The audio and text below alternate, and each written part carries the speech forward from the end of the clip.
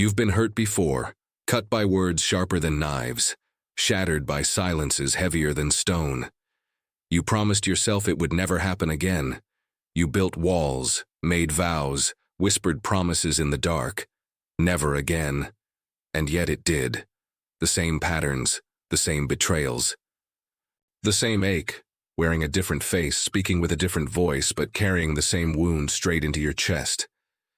You wonder why life keeps repeating itself, why the people who should have loved you most became the ones who carved the deepest scars, why no matter how hard you try to protect yourself, you seem to step into the same storm again and again. Here is the paradox. You think it's other people who keep hurting you. But Jung might say the wound isn't outside, it's within. The hurt is ancient. It began long before this partner, this friend, this betrayal. It began the moment you believed you were powerless, the moment you decided that silence was safer than truth, the moment you confused being loved with being small. That is where the crack opened, and until you face it, the same story will find you. But here is the liberation. Once you see where the wound really lives, nothing and nobody can hurt you again in the old way, because the wound doesn't close by sealing yourself off from the world. It closes the moment you stop abandoning yourself. Think of it this way. What feels like pain from others is often just a mirror, reflecting back the cracks you refuse to face. Every rejection exposes the fear of unworthiness you buried. Every betrayal touches the distrust you already carried. Every insult lands only where it finds a hidden bruise. And the moment you turn inward, the moment you embrace the shadow you've been running from, life shifts. You stop repeating. You stop bowing to ghosts. You no longer walk blindly into the same traps because you are awake to your own patterns. This isn't coldness, it isn't cynicism. It's not about becoming untouchable. It's about becoming whole. It is liberation.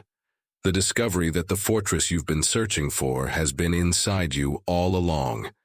And from that moment on, nothing and nobody can truly hurt you again. The real danger isn't heartbreak. It's repetition. It's the ache that returns with different faces, different voices, different stories, yet feels exactly the same. It's the betrayal that seems new, but underneath carries the same wound you swore you'd never touch again. And here's the truth. It isn't bad luck. It isn't fate choosing you as its target. It's a pattern. How many times have you forgiven the unforgivable, calling it love? How many times have you excused cruelty as just how they are? How many nights have you rehearsed the words you wish you'd said, while knowing deep down you would have swallowed them anyway? This is not coincidence. Jung might call it the unconscious at work, your hidden wounds pulling you like a magnet toward the very people who can tear them open again. He would say the shadow writes the script you refuse to read, and then casts actors to play the role of your teacher. It feels like destiny, but it's not. It's repetition compulsion. It's the psyche's way of dragging old pain back into the light, hoping you will finally confront it. But here's the cost of not seeing it. Every time you let someone cross you without resistance, you betray yourself. Every time you accept pain as normal, you reinforce the lie that you deserve it. Every time you stay silent when you want to speak, you tighten the chains around your own voice, until the line between victim and participant blurs, and you can no longer tell if life is happening to you or through you. And slowly you begin to wonder, am I cursed or am I complicit? This is the danger. If you don't wake up to the pattern, it will run your entire life. You will keep calling it love while it quietly devours you. You will keep calling it loyalty while it eats away at your soul. You will keep calling it fate while it's really just an unhealed wound dragging you back into the same fire, again and again. The stakes are high. If you don't break the cycle, you will spend your whole life rehearsing pain instead of transcending it. You will become an actor trapped in the same play, repeating the same lines, never realizing the script can be rewritten. And the moment you see this, the moment you recognize the pattern as your own unconscious reaching for healing, you hold the key. The key to ending the repetition. The key to reclaiming your story. The key to making sure nothing and nobody can ever wound you in the same way again. You weren't born with this script. You were trained into it. As a child, you learned what love looked like by how it was given, or withheld. Maybe warmth came only when you were quiet, obedient, convenient. Maybe anger came when you spoke your truth too loudly. Maybe neglect taught you that your needs were too heavy, too inconvenient, too much to carry. So you adapted. Survival demanded it. You folded yourself into smaller shapes. You bit back words. You taught yourself to anticipate moods, to sense tension before it erupted, to soothe others so they wouldn't turn on you. You became the pleaser, the peacekeeper, the one who bends so others won't break. Jung might call this the persona, the mask you wear to survive, the face you present so the world doesn't see how fragile you really feel. But here's the cruel irony. The more faithfully you wear the mask, the less anyone truly sees you. The agreeable face hides the storms beneath. The polite smile covers the ache for authenticity. And the longer you live unseen, the more invisible you begin to feel. And when invisibility sets in, something desperate awakens. You cling harder. You overgive. You offer yourself in fragments, hoping someone will notice the sacrifice and finally confirm what you already doubt, that you matter. But the more you cling, the more you slip away. The more you give, the less of you is left. This is why the same patterns follow you, like shadows across decades. The friend who only calls in crisis, never to ask how you are. The partner who pushes past your comfort because you never push back. The boss who demands until you collapse because you've trained them to believe your time has no edges. Without boundaries, the world does not reward you. It does not thank you. It consumes you. And the frightening part is that people don't even see the consumption as cruelty. They see it as normal. They assume you don't mind, because you taught them not to. So you live as if your worth depends on your usefulness. You smile when you want to cry. You say yes while your chest whispers no. And in time, you feel the quiet erosion of your soul. But eventually, something inside rebels. You can't carry the weight anymore. You collapse. Maybe you stop answering messages. Maybe you withdraw from a partner. Maybe you snap at work after years of quiet endurance. Suddenly, the mask slips. And what do they say? You've changed. But the truth is, you haven't changed. You've returned. You've returned to the child who once spoke her truth before she learned it was dangerous. You've returned to the boy who once cried loudly before he was told tears made him weak. You've returned to the person you always were, beneath the layers of performance, beneath the persona you built to survive. And though they may call it selfish, though they may call it cold, this return is not betrayal. It is resurrection.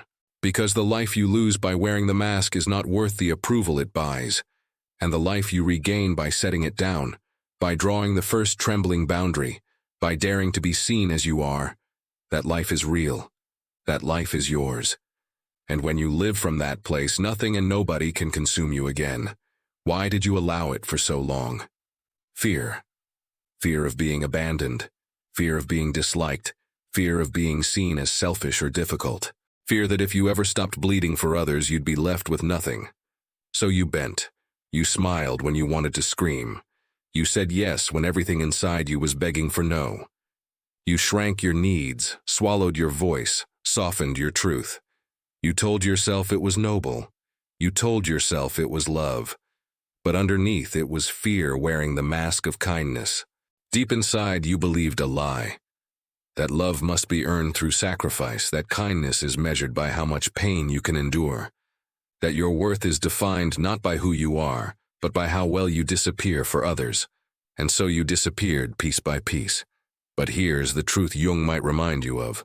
What you repress doesn't vanish. It waits.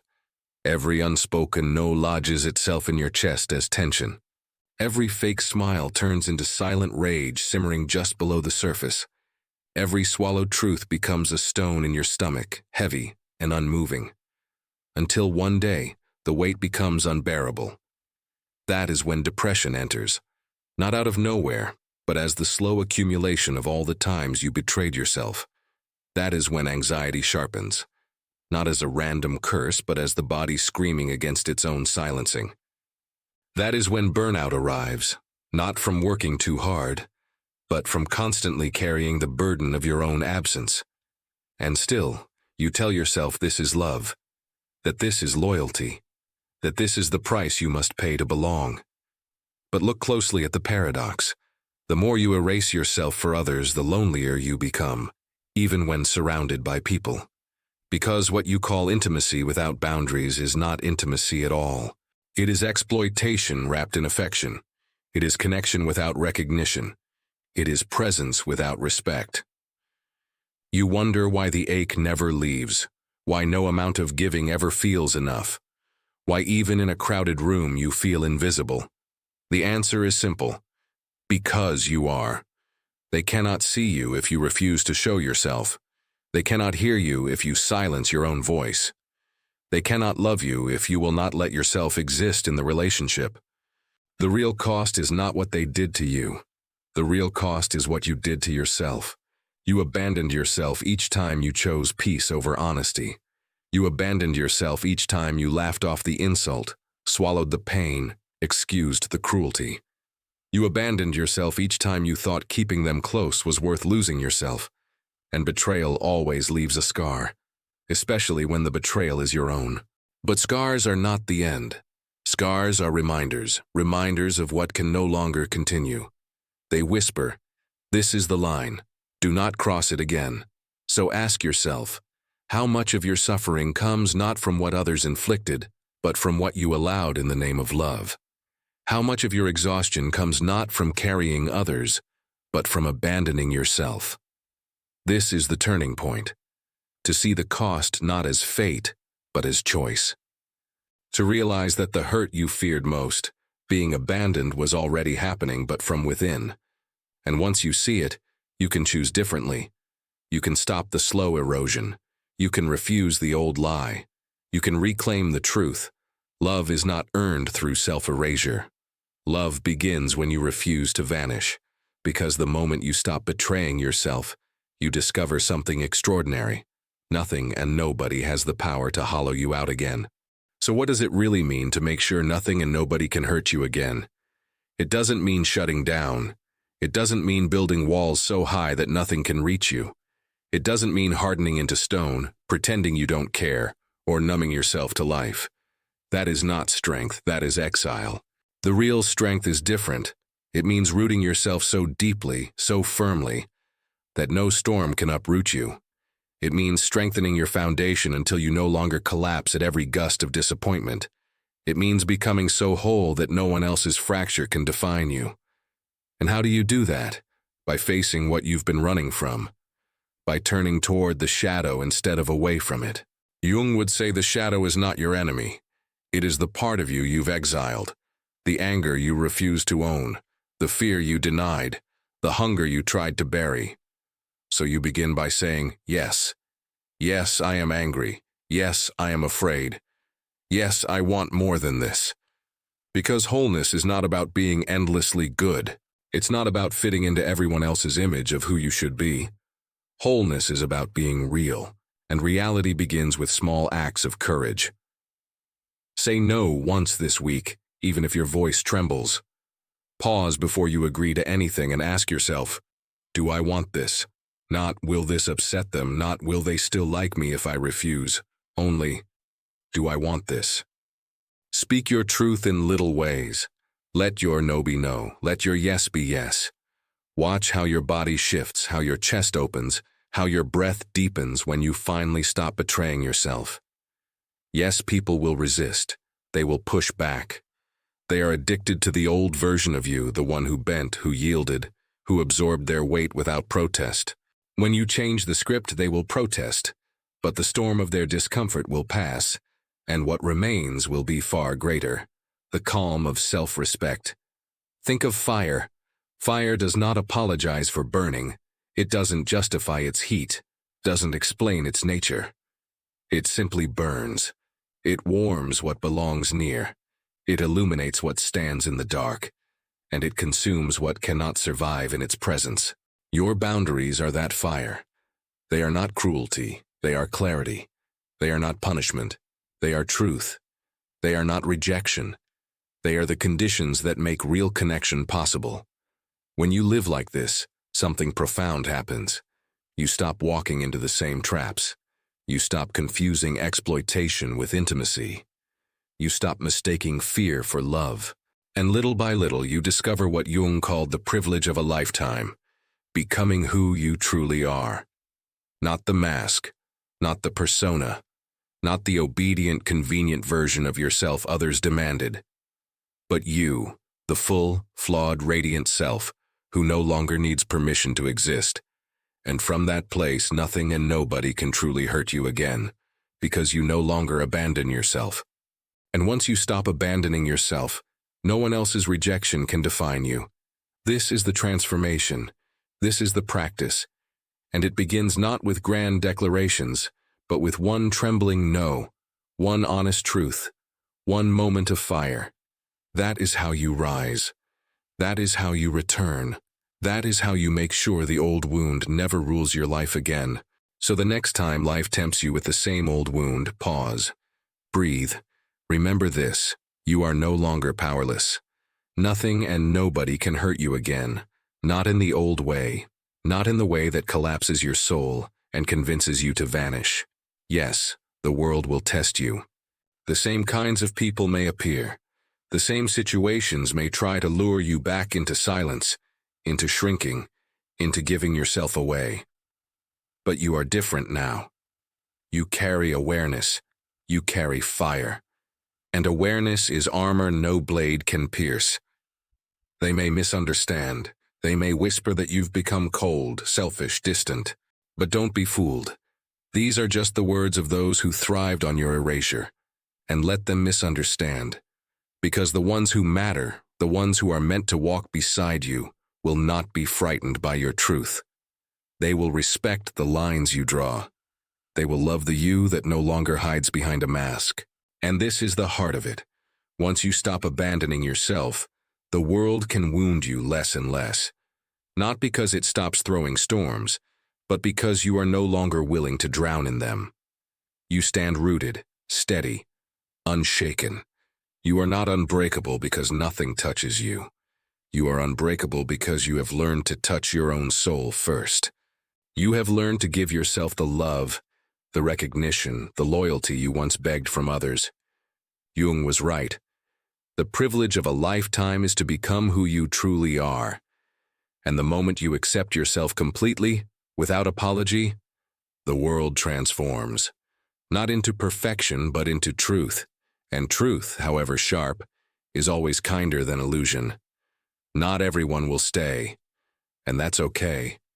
The ones who do, the ones who can stand in the fire of your authenticity, will finally meet the real you. And that is worth everything.